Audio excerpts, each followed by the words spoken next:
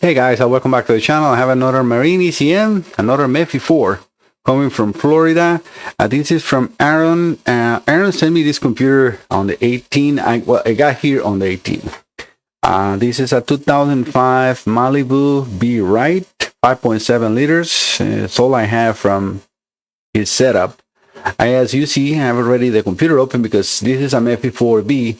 And I want to make sure there was no gel onto one side creating the shorts, because sometimes that is the issue. The gel has been pushed into one side and then it's shorting out the pins. It's not the case in here. So, well, I will move you into the other view in a second, which is here. Let me just get this out of the way. You can see, well, the computer open. This is so you and them, all of you and him can read the numbers in here. So this is the part number of the computer is a 12584052, which is a MEFi 4B. The last digits on this computer is 842960071. That is in the bottom of the sticker. That's a unique number on those computers. And I have the paperwork from him in here. It says both starts fine initially and runs for 10-20 minutes before it just randomly shuts off. During the shut off, the gauges still look fine and don't lose power. My bolts, oil pressure, water temperature all look good, and the boat usually starts right back up after putting it back into neutral and turning over the key. The shutoff becomes more and more frequent until it gets to the point where it shuts off as soon as you put it into gear, forward or reverse. That is under load. I have a fuel pressure gauge on it, and the boat never loses pressure during the whole process. Here's a list of items that have been replaced since the issue started: fuel pump, distributor ICM, cap and rotor, coil, fuel pressure regulator, inline fuel filter, fuel pump relay, water temperature sensor, oil pressure sensor, spark plugs, spark plug wires. So they have tried to, do a lot on here, and nothing has worked. I have the history, which the computer had a few faults. So let me just get those here. History. And then you can see that. All right, so I now got the PDF with the history. You can see this was at 10:59. Right now it's 12:20. Since then, the computer's been running. So, and I have shut it off and started again, but we can see this is calibration checksum 58. I don't know why it's selected right there, like this. 581B, which is okay. As I mentioned before, engine displacement is a 5.7 liters, and it has 530.8 hours. Hopefully you can see that in there. I'm going to make that a little bigger. Sometimes a little hard to see from if you are in a TV. Well, the rest all looks normal. In the setting here, if I go over, it says start with all malfunctions 10 times, which is a little weird because in here I got 5 trouble codes. You see trouble codes 5, which are not present in here. We have the manifold, pressure sensor, voltage low, ESC system has a short circuit, and pump low open, injector A low open, injector B low open. So I went ahead and erased those codes because I have it on my documents. No matter what if they're present, they will come back immediately. So right now I have the computer connected and running. I also have the meter so we can see the 5-volt reference. And the reason I have all this is I want to see if it cuts off. And it has not happened in one time. Not one time. So let me put another Diacom pit, which I have plenty. I'm going to go over to Diacom so we can select the running time, which is pretty much what I want you to see. Running time. So let me get that one in here. Give me 1 second, guys. I messed up in here because sometimes it's a little hard to grab for some reason, the window, and it goes very small. And let me get the RPM. Those are the only things that I want you, to see. All right, let me go back to here to locate those in the correct order and place. So let me deselect this. Just give me 1 second, guys. Well, actually, engine runtime. Yeah, actually, it is correct. I can put those in here, and then everything will look more organized. Then it's easier for you guys to pick up that up. To pick that up. I know that the diagram is very small in there, so it's hard to see.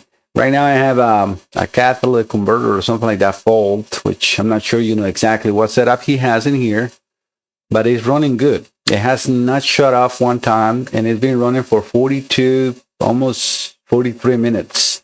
I have run it into multiple different RPMs to see if it's an RPM load, related.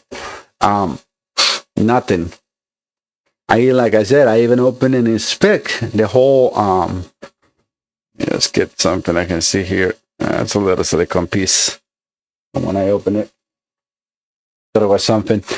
I inspected visually in there, but everything looks pristine and it's running great. Even the injection milliseconds, I'm going to reduce the speed so you can see the change on the blue channel.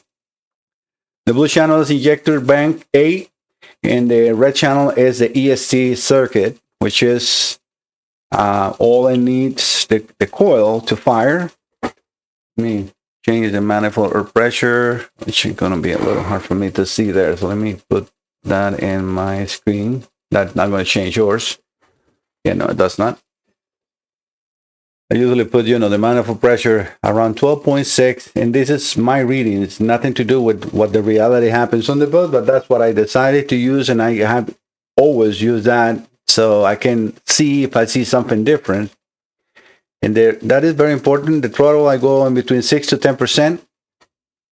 It's very important when you're doing the tests that you get yourself familiar with a setup like this one, a 5.7, to use the same values over and over, right? Like if you're going to do an idle test and you want to use it at 800, completely cold, and then to warm accelerator or control arm into whatever, you see what I mean? So you make those notes, and then repetition will let you see if the manifold air pressure is reading high or low compared to other boats that you have checked. The throttle position, what is reading compared to other boats that you have checked, and so on, right? So that's how you make a good diagnosis approach for yourself. Repetition creates muscle memory, and then your eye can pick up any changes that you need to do immediately.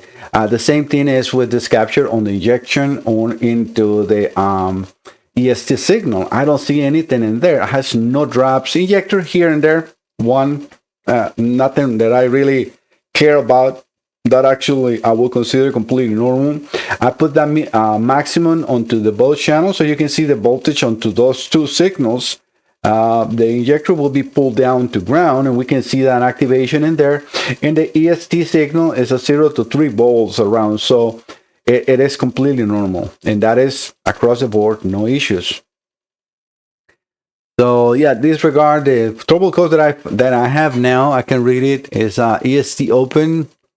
And then oil cat high. So the 81, I'm not sure because I will have to get completely familiar with the setup, but that would not prevent the computer from running. The other one is the EST module that I have. It might not be the same one for the computer, and it's complaining about that, but all I care is that red signal. As long as I can get that signal, and I see in my test lamp in here, because if I move you here, I got a substituted value for the IAC, and I have, you cannot see it in here, but you can see now a little bit in my hand, a substituted value for the coil. So that I usually do. Why? Because it's pretty easy for my eye, even if I am like looking at the screen and I see something flickering. What's happening? You see what I mean? And then having the oscilloscope connected, I can catch little things, little glitches immediately, and nothing so far. So as you can see, it's been 46 minutes. So I'm going to turn it off. And again, his concern is not about the starting. He has no issues to start a boat right back. It's about dying. So this is where I try to, reproduce the concern as much as I can. Warm. I apply heat to the computer, shake it. So I would recommend Aaron to check your connections in the computer. Make sure the pins inside the connectors are not being pushed back. That is a very, very common situation on these MEFi computers, that the connectors are really weak. Chevrolet uses that for such a long time, and that has created a lot of issues. Sometimes it's nothing wrong on the boat or in the computer, and it's just a connection. Make sure that you check your grounds. And I know that you have done a lot of homework, but make sure that you document everything. Use an oscilloscope. It probably will be your best help to find out what are you missing. Did you lose injector and coil, the ESC signal, or you lose both? Because if you lose both, the most likely should have to be power. So then I can go over to the relays, put the oscilloscope in the relays, run it again, and then work yourself back to see what exactly are you missing. Because in here, I cannot see that. And I'm going to keep it running for another probably 40 minutes and see what it does. But so far, everything is good. If I find something that I need to bring to your attention, I will be coming back. Otherwise, this will be just a test for Aaron in Florida. Thank you guys so much for visiting the channel. Don't forget to subscribe. See you next time. Bye-bye.